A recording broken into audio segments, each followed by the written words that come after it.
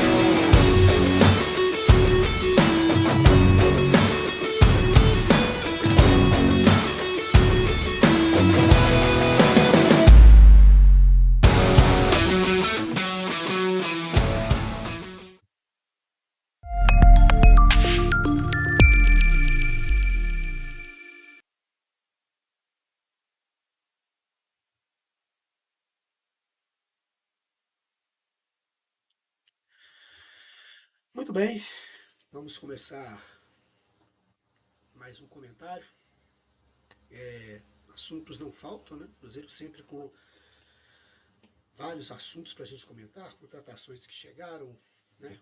Wesley, Lúcio Rodrigues, também chegou aí o João, né? João Bosta, além do Zé Lucas, que veio lá do Sport Recife. Todos eles jogadores que estão chegando e podem, tem grande chance de estrear no próximo domingo, Cruzeiro e Mirassol, às 11 da manhã, no Mineirão, horário muito bom, né? Para a família poder ir ao estádio. E o Cruzeiro precisando muito, muito, continua precisando muito de um resultado positivo, principalmente jogando em casa, né? Mais 3 pontos para conseguir aí cada vez mais se afastar do perigo da zona de rebaixamento e se aproximar cada vez mais também dos primeiros na tabela. Bom, a gente vai primeiramente finalizar aqui, mostrar para vocês como é que ficou, porque ontem nós tivemos o encerramento das oitavas de final da Copa do Brasil. Né? Nós tivemos finalmente, né? O finalmente aí dos classificados e tudo mais, definição aí para a próxima fase da Copa do Brasil. Né? Nós tivemos aí 2 partidas, né? Em Salvador. O Vitória surpreendeu muita gente, né? Muita gente surpresa aí, porque o resultado realmente foi um resultado incrível do Vitória, né? 4-0 sobre o Atlético Paranaense. E com esse resultado, o Vitória avança, né, como representante baiano na competição, depois de ter perdido o primeiro jogo em Curitiba por 2-0, 4-0, e o Vitória avança. E o Vitória, como pouco, está sabendo usar o estádio, a força da sua torcida, né, em casa. Ontem muita pressão e o Atlético Paranaense não resistiu. 4-0 é um goleado realmente surpreendente da equipe comandada aí pelo Jair Ventura, que aliás no final do jogo ainda provocou o time paranaense. Né? E na nossa querida Arena do Corinthians, a Neoquímica Arena, 2 Corinthians, 1 Internacional. Esse resultado não foi o suficiente para o Corinthians, né? E foi para o Inter. O Inter passa, depois de ter vencido o primeiro jogo em Porto Alegre por 2-0. E muitos erros de arbitragem, uma arbitragem complicada, mais uma, né? Muito se falava aí de que poderíamos ter problemas para o jogo de volta, né? O Corinthians jogando em casa. E ontem, várias faltas que não foram marcadas a favor do Inter, um gol irregular. O primeiro gol do Corinthians é um gol irregular, uma bola cruzada, a participação de um jogador na jogada impedido, né? Mas isso não impediu, né, sem querer fazer o trocadilho, que o Corinthians avançasse, conseguisse marcar o seu gol, fosse o gol ali, né? E ainda o Corinthians, o Fernando Diniz ainda saiu do jogo ainda, a coletiva, como sempre, né? Reclamando da arbitragem. Cara de pau é pouco, né? Para cara de pau, o senhor Diniz tem pouco, né? Ao contrário, o Internacional foi muito prejudicado ontem. Várias faltas que foram revertidas, faltas não marcadas, jogador do Corinthians que recebia falta só de ser encostado dentro de campo. Isso acontece muito, a gente vê muito isso acontecendo em jogos de Corinthians, Palmeiras e Flamengo, principalmente. O eixo Rio-São Paulo continua imperando. Daqui a pouco a gente vai falar sobre arbitragem e mais algumas polêmicas. Então, definidos aí, então, para as quartas de final, sorteio na próxima terça-feira, às 11 da manhã, na sede da CBF. E vamos ver se desta vez não teremos nada estranho acontecendo durante esse sorteio. Esse sorteio definitivo vai definir tudo que virá pela frente aí, né? Inclusive, pela primeira vez da história da Copa do Brasil, a Copa do Brasil terá um jogo em um jogo único, será decidido em um jogo único em um estádio neutro. Então ainda não se sabe, a CBF tem até 30 dias antes da decisão final para definir o estádio só. Então ela vai usar isso até o final, com toda certeza. Duas equipes de Minas, Atlético e Cruzeiro, duas equipes de São Paulo, Santos e Palmeiras, duas equipes gaúchas, os dois gaúchos, Grêmio Internacional, uma do Rio, o Vasco, e uma da Bahia, que é o Vitória, vão então estar aí na próxima fase da Copa do Brasil. Falando sobre Cruzeiro, nós tivemos a partida, né, na semana passada, essa semana, meio de semana, Cruzeiro 2, Chapecoense 0. Este resultado aí colocou o Cruzeiro na próxima fase da Copa do Brasil. Os números estão aí, mas eu não gostaria nem muito de falar de números. São claros, o Cruzeiro dominou a partida completamente, não teve sequer um gol contra o seu gol. Né? Foram 2 chutes da Chapecoense sem direção a partida inteira. Domínio total, o Cruzeiro poderia ter feito mais gols, o Caio Jorge chegou a fazer um gol que foi anulado corretamente, estava impedido. Né? Mas teve uma bola na trave dele também, além do gol que ele fez de pênalti, mesmo sofreu um pênalti, e ele foi lá e converteu. Feliz porque o Caio Jorge volta, é importante o Caio Jorge voltar, é importante o camisa 19 do Cruzeiro estar bem, porque é nele que nós botamos a esperança de gols. Né? É o nosso centroavante, e esperamos que ele possa voltar a fazer aquele grande futebol que ele teve no ano passado. Não sei se ele terá, ninguém sabe, ninguém pode dizer, ninguém pode afirmar se ele voltará no grande nível que ele teve no ano passado. Pode ser, claro que sim. Ele é jovem ainda e está mostrando vontade, né? Mesmo porque agora tem aí jogadores chegando para disputar a posição. Mas a boa notícia, uma das boas notícias desse jogo foi exatamente o Caio Jorge. O melhor em campo está aí, foi o nosso querido Matheus Henrique, que além de fazer um gol na raça, no sangue, literalmente, ele ainda foi foi o melhor em campo, foi considerado o melhor em campo, né, aqui pelo canal e também por outros veículos. O melhor em campo pela TV foi eleito o Gerson, também fez mais uma grande partida. É como eu falei no outro vídeo, o Gerson e o Matheus Pereira são importantíssimos no meio de campo, são jogadores base desse time. Quando eles não estão, o time perde muito de sua força. Então, Matheus Henrique, grande atuação, parece que agora ele não vai ser poupado, ele se habilitou a jogar, inclusive se for preciso jogar domingo ou na próxima quarta-feira contra o Flamengo, ele vai usar uma máscara de proteção, porque ele quebrou o nariz, né? Levou um chute no rosto para fazer o gol. E muitas controvérsias. Daqui a pouquinho eu vou falar sobre a arbitragem desse jogo também, que foi danosa. Muito, muito danosa. Sobre as atuações, a gente fez aqui uma votação também com o pessoal do canal e a gente colocou essas notas aí, né, evidentemente, porque, por exemplo, a nota do Otávio, 5,5, uma nota meia, porque o Otávio nem sujou o uniforme. De tão tranquilo que foi para ele o jogo, né, o sistema defensivo muito bem.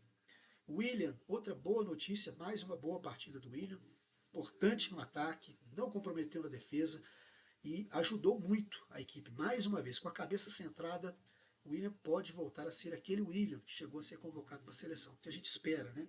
É um cara que é um bom lateral, né? Nunca negamos isso, mas estava numa fase muito ruim. Agora a gente espera, jogo a jogo ele vai melhorando, e isso é muito importante porque ele será o nosso lateral direito titular na próxima quarta.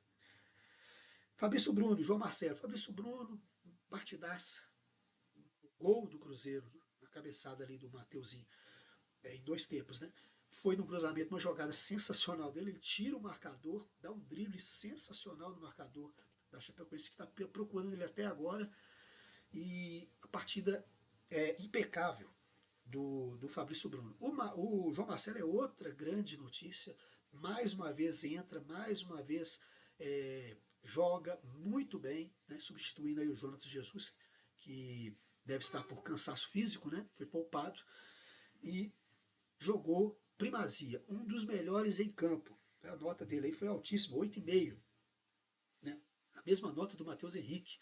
Na minha opinião, os dois melhores jogadores em campo dessa partida, e duas grandes notícias para o Cruzeiro. Né? O Gabriel Rojas esteve muito bem, uma jogada de linha de fundo ali, ele dá um passe para trás ali, o Arroio, muito afobado, acabou chutando e perdendo o gol. Mas o Rojas, grande partida do Rojas. Grande partida do Rojas. Começou a jogar, e isso é também outra grande notícia e é muito importante para essa lateral esquerda do Cruzeiro. Pelo que eu tô vendo, pelo que eu vi aí, pelo menos dessa partida, é um jogador que pode crescer muito, agregar muito e fazer a gente esquecer definitivamente o Kaique, tá? Aí o Gerson, o Matheus Pereira, mais outra grande partida, é o cara, a bola passa por ele, a bola chega dele, a equipe adversária se preocupa, o Cruzeiro, a torcida do Cruzeiro tem esperança, né, a partir do momento que ele toca na bola. São os dois pilares do time, Gerson, Matheus Pereira. Não tem como você não dizer que esses caras são os pilares da equipe. São. Aí tivemos a nota mais fraca, foi do Kine Arroio. Continua um jogador muito afobado, pela juventude e tudo, mas ele tem que consertar isso. Chegar, tocar, saber tocar na hora certa, chutar na hora certa, ter o equilíbrio na hora exata e não deixar de ser explosivo, não deixar de procurar o drible, a jogada individual, porque ele tem talento para isso. Mas eu acredito que o Arroio, ele é o tipo de jogador que, pela idade, né, que é um jogador muito jovem, ele vai ainda crescer muito e vai aprender muito. E ele está sendo comandado pelo cara certo, né, o Arthur Jorge. O Kaique Kenji, mais uma partida legal do Kaique Kenji, gostei, tem alguns momentos ali, é aquela coisa que a gente pede para ele, né, procura o duelo ali individual, que ele é um garoto de talento. E como por todos os jogadores da base, né, tem que ser colocado em campo, sim, tem que dar oportunidade e continuar, porque ele vem crescendo, ele vem aprimorando, eu vejo isso claramente jogo por jogo. Pode se esperar muito do Kenji, muito. E para finalizar aqui, é claro, o Caio Jorge, eu já falei aqui um pouco dele, né, agora há pouco.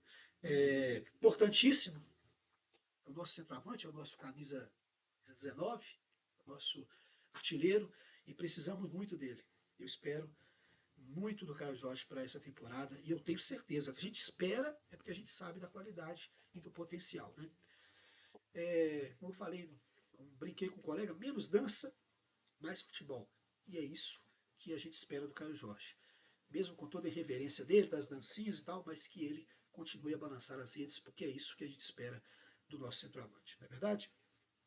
Então, as atuações estão aí, as notas, e como eu disse, né, o Gerson foi eleito o melhor em campo. Eu poderia ter colocado aqui o Matheus Pereira melhor em campo, poderia ter colocado o Gerson melhor em campo, poderia ter colocado os dois que eu mais gostei em campo, né, que foi o Matheus Henrique e o João Marcelo, mas ficou em boas mãos aí o título de melhor jogador em campo, sem dúvida nenhuma, né, para esses caras aí, porque eles realmente fizeram uma boa partida.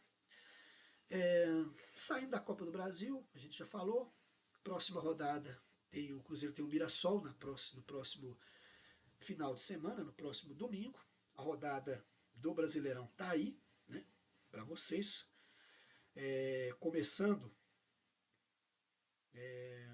nesse próximo amanhã, né, nesse sábado, já temos partidas aí pelo Campeonato Brasileiro, né?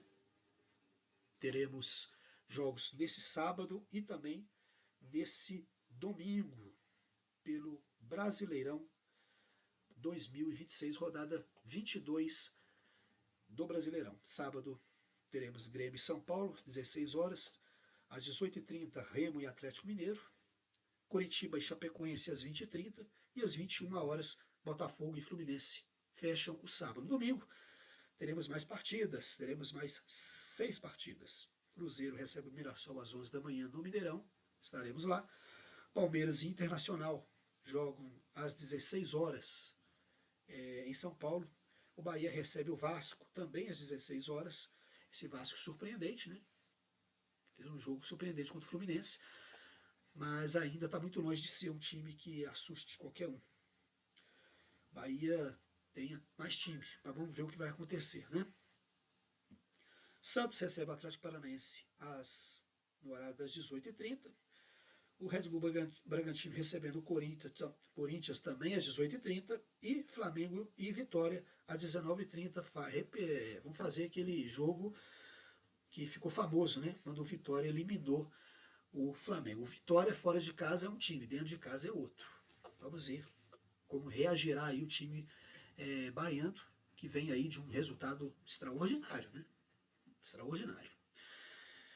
Fechando então mais uma rodada do Brasileirão. Aí teremos quarta-feira Cruzeiro e Flamengo, e vamos falar mais desse jogo na próxima semana antes da partida. Na terça-feira, provavelmente devemos lançar um vídeo novo aqui, ok? Bom, passando para outro tema, que eu acho que é importantíssimo, importantíssimo mesmo, é sobre a arbitragem no Brasil. O que está acontecendo muito, que a gente está vendo, e está se repetindo, e no jogo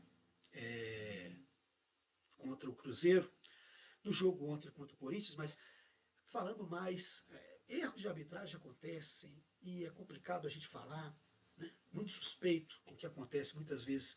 Aconteceu no ano passado, a gente está calejado, porque ano passado nós enfrentamos o Corinthians na semifinais, fomos assaltados aqui no Mineirão. O Cruzeiro jogou a pior partida do ano dele contra o Corinthians. Mas não é desculpa para sermos roubados. Fomos roubados descaradamente. O jogador do Corinthians fez um gol de mão, usando a mão, né? E ninguém viu. Ninguém viu. Absolutamente ninguém vê. Ninguém vê impedimento contra o Corinthians, ninguém vê mão contra o Corinthians, contra o Flamengo, contra o Palmeiras, ninguém vê falta violenta, né? Contra o Palmeiras, aliás, a favor do Palmeiras, né? Ninguém vê. Ninguém vê. Então, são lances que a gente vê aí no futebol que tem que acabar. Porque nós podemos ter, muito em breve, uma tragédia, uma verdadeira desgraça acontecendo com algum jogador que pode encerrar sua carreira definitivamente. Esses 3 lances aí foram na partida contra a Chapecoense. Camisa 7 ali, ó, que está sendo pisado em seu calcanhar de forma covarde por esse camisa 7 aí do Chapecoense. Covarde. Né? Covarde. Poderia ter quebrado a perna do jogador. Olha a entrada também, que causou a única expulsão. Deveria ter pelo menos, no mínimo, 3 expulsões no jogo. Esses 3 lances aí, ó. Esse do meio, esse do centro, foi uma falta violenta também que aconteceu em cima. E falta violenta, sim, foi para chutar o jogador, foi para atingir o jogador do Cruzeiro, né, o Rojas. E o lado direito aí da tela, né, à nossa direita, a falta em cima do Gerson, que deveria também ter sido expulso o jogador do Chapecoense. Ele entra de sola na canela do jogador do Cruzeiro, visivelmente visando acertar o jogador, né? Contundiu o jogador. São 3 lances claros para 3 expulsões, só tivemos uma. E ainda teve cara de pau do diretor de futebol da Chapecoense no final do jogo, reclamando de arbitragem. Eu acho que esses caras fazem isso mais para justificarem a safadeza que acontece dentro de campo. O árbitro não viu, o VAR também não chamou, porque o VAR tem a liberdade para chamar quando o caso exige, por exemplo, pode haver uma suspeita de cartão vermelho. Esses 3 lances foram lances para cartões vermelhos. Isso aconteceu no jogo lá contra o Internacional, no lance do PEC, que o jogador agora está aí podendo jogar à vontade. Enquanto continuar isso, nós continuaremos com essa violência totalmente desregrada dentro do campo de futebol, que pode amanhã ocasionar uma fratura, uma contusão, que vai até mesmo tirar o jogador de sua profissão, do direito de exercer sua profissão, de continuar jogando, encerrar a carreira de algum jogador. Isso não vai surpreender a mim, e eu espero que não surpreenda você também, porque é claro que isso pode acontecer. É claro, é evidente, um absurdo que acontece na arbitragem brasileira. Um absurdo. É um absurdo isso aí. Né? Aí eu trago aqui, eu vou sempre trazer que puder, as 3 peças raras aí, ó. Senhor mineiro, né? Felipe Fernandes de Lima foi o responsável por aquela tragédia ontem lá de arbitragem na vitória do Corinthians sobre o Internacional. Jogo horroroso. O senhor é péssimo, senhor Felipe Fernandes. O senhor é péssimo. O senhor não presta para apitar, não. Tá? Não é árbitro, não. No centro aí, ó, o cara que foi o responsável por aquele jogo, né? Aquela infâmia que aconteceu lá no Beira-Rio. Cruzeiro 2, Internacional 1, ou Internacional 1, Cruzeiro 2. Sou Flávio Rodrigues de Souza, paulista, Federação Paulista de Futebol. Isso é péssimo também. E na quarta-feira, Cruzeiro 2, Chapecoense 0, foi esse tal de Matheus Delgado Candansan. Matheus Delgado Candansan. Até a rádio falar o nome desse sujeito aí. Péssimo. Paulista, Federação Paulista também. Horroroso. Responsável também pela arbitragem que poderia vir a causar, né, nos nossos jogadores uma contusão mais séria. Alguns levantam, eu já vi comentários de alguns colegas aí, youtubers e nas redes sociais, que é muito suspeito que está acontecendo agora exatamente na prévia de jogo de decisão entre Cruzeiro e Flamengo pela Libertadores. Eu não duvido de nada. Vou ser sincero para vocês. Eu não duvido de nada. A gente só não pode falar porque pode receber até um processo. Mas eu não duvido nada sobre isso também. Porque a arbitragem no Brasil é uma vergonha. Uma vergonha. Né? E enquanto a gente aceitar, tá tudo bem. Senhor presidente da Comissão de Arbitragem da CBF, Sandro Meira Hit, está aí desde junho. O senhor Sandro Meira Hit, o senhor nunca foi nem árbitro. Sempre foi péssimo. Sempre apitou pessimamente. Né? O senhor não tem um jogo, posso dizer que isso foi um grande jogo. O senhor já prejudicou o Cruzeiro várias vezes. Já prejudicou outros grandes clubes fora do eixo Rio-São Paulo várias vezes. E o senhor foi eleito, o senhor foi colocado num posto de presidente de comissão de futebol. Né? Aí dá realmente pra gente ficar encucado, né? Dá pra gente ficar encucado. Tem que cobrar desse senhor, Sandro Meira Hit, porque amanhã, senhor Sandro Meira Hit, o senhor vai ser o responsável indireto, mas o grande responsável, se amanhã algum jogador encerrar sua carreira precocemente por causa de uma falta violenta dentro do futebol brasileiro. O senhor é o responsável, ok? Porque é o senhor que tem que chegar e exigir dos seus profissionais, dos seus empregados, uma atuação mais rígida, né?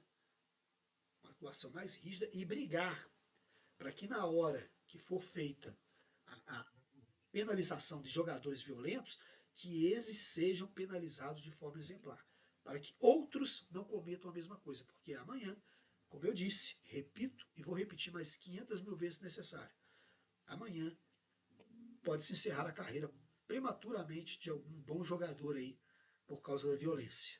Estamos de olho e muito. Assim como o Internacional ontem estava de olho na arbitragem, denunciou a arbitragem e abriu os olhos da torcida, da imprensa, desde da vitória em Porto Alegre, nós vamos fazer até quarta-feira desse jogo contra o Flamengo e depois dele também, antes do jogo decisivo lá no Rio, tá bom? Estamos de olho, não se preocupa não.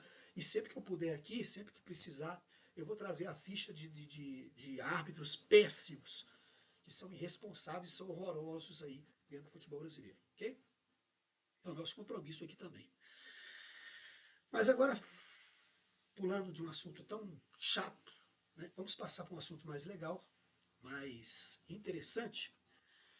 Né? A gente vai falar mais uma vez de Premier League e de Série A no Campeonato Italiano. Os dois campeonatos que a gente vai fazer uma cobertura especial aí a partir deste final de mês de agosto. Vamos começar pela Série A. Eu estou passando a ficha, né, que está acompanhando aí, dos clubes que vão participar da Série A, os 20 clubes, tanto da Premier League como os 20 clubes da Série A italiana. E hoje a gente vai começar pela Série A italiana, mas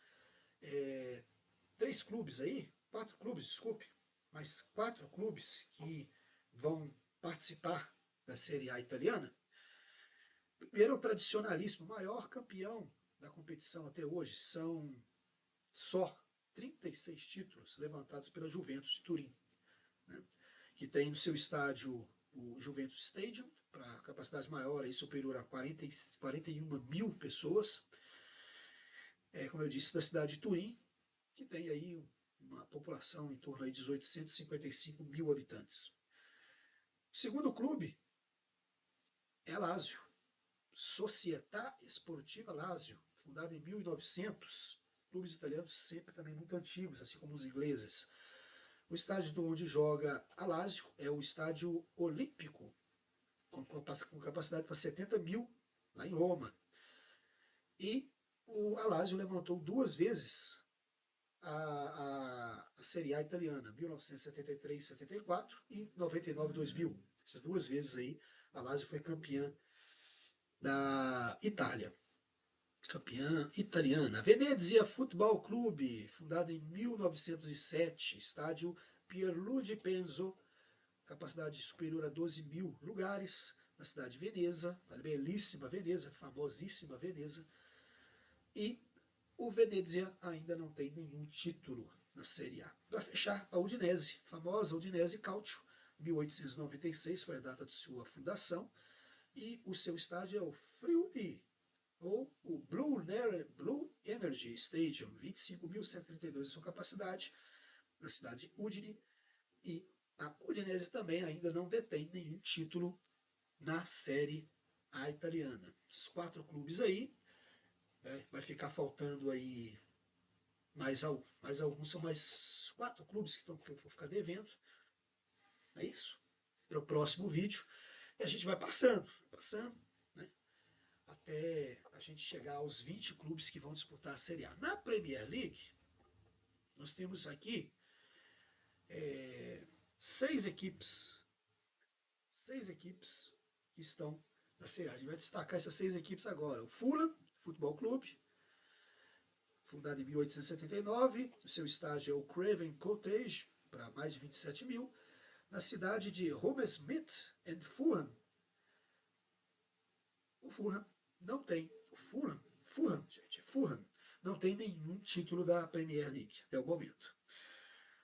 Outro aí é o Hull City Association Football Club, fundado em 1904, como sempre muito antigo, né?